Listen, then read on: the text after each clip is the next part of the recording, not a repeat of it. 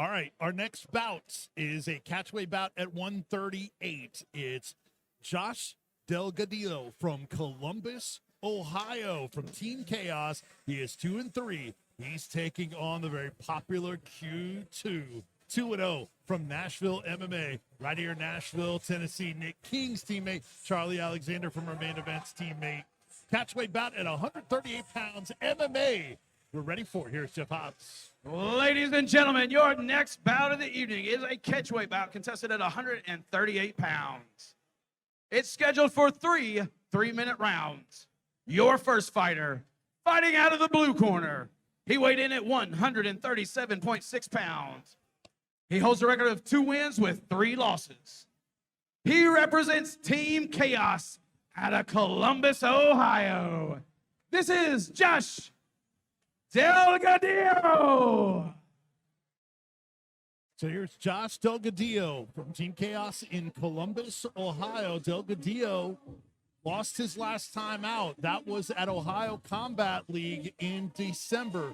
Unanimous decision loss to Asher Frederick. Prior to that, he picked up back-to-back wins over David Goblick, unanimous decision, and Joshua Pereira via rear naked choke in the second round. Now, both of those guys are making their debuts.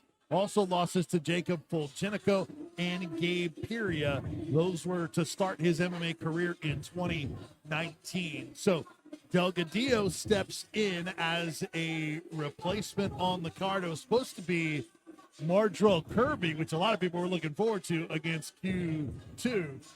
Now it'll be Delgadillo, but Delgadillo, sorry, is going to have his hands full against Q2 tonight. Yes, I agree with you, man. Q2, that brother there is a bowling ball. Not knowing a lot about Josh, but I do know a lot about the camp he's coming from. Yep. He's currently coming from the same camp as the 170 Valor champion right now, Samaj Portis, who will be defending his title actually next month. And some other good fighters there out of Ohio. So those guys from Ohio come to Valor a lot, and he usually get his guys ready. Plays Team Chaos. He usually always has his guys ready. That 2-3 record is a solid 2-3 record. It's no easy fight for 2, but we will see. 2 is a hard opponent, man. He's really good and he's game. Delgadillo is athletic, took the fight on short notice. And it's Delgadillo stepping into his catchweight bouts. All right, we go back to the cage. Here is Jeff. And his opponent, fighting out of the red corner. He weighed in at 140.2 pounds. He has a record of 2 wins with no losses. He represents Nashville MMA out of Nashville, Tennessee. Let's hear it for Kue Htoo. Q2, spelled K-U-E, last name H-T-O-O, out of that Nashville MMA camp here in Nashville, Tennessee. Started in his MMA career, win over Brandon Serrano in the second round, had an arm choke, and then defeated Joel Mesa in 1 minute 11 seconds at Primal Combat 3. That was last month, about a month ago in June. So Q2, Ronnie, out of that great Nashville MMA camp. We've talked about it a lot of times. Man, all the training you get in there, but this guy is put together. No, he is, and he's very well put together physically too. He's an absolute bowling ball. He impressed me.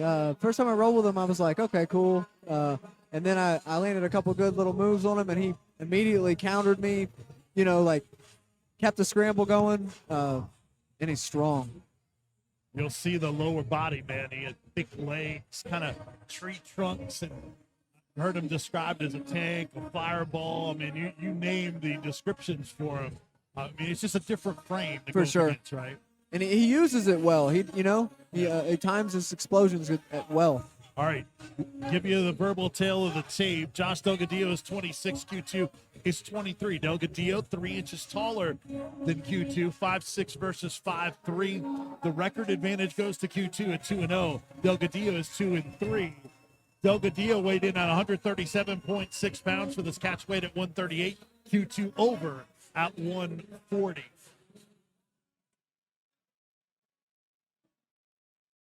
All right, Josh Delgadillo in the purple trunks.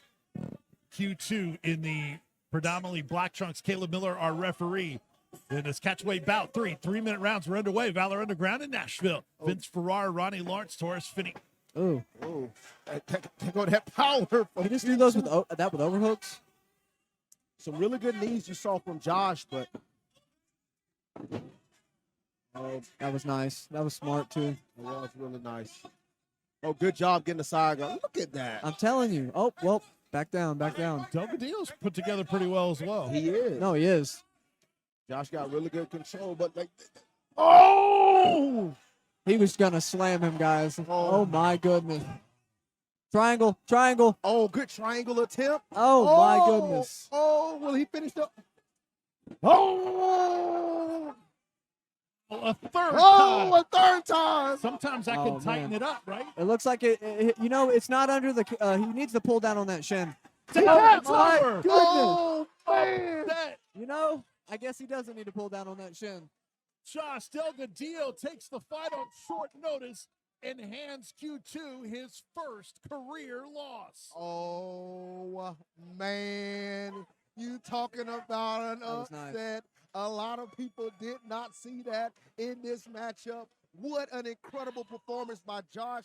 A whole lot of action happened in the span of that minute and 30 Hey, seconds. taking a fight on short notice, getting a win like that, you gotta love it. You got to love it. And against a top-tier opponent like Q2. Torres, take us to his finish. Well, yes, I mean, Ronnie said it best. Most of the time when you're picking up guys when you're in a triangle and you're constantly trying to slam them, it actually makes the move even tighter. You gotta lift them up higher than that as well. Like, Yes, if you want to do any damage when you're lifting, you have to probably lift it up higher and probably add a whole lot of impact to allow them to release that hold. But man, Josh stayed composed. He pulled out on the head. He didn't have it all the way in fully tight. yeah, I didn't think he was gonna finish it. Yeah.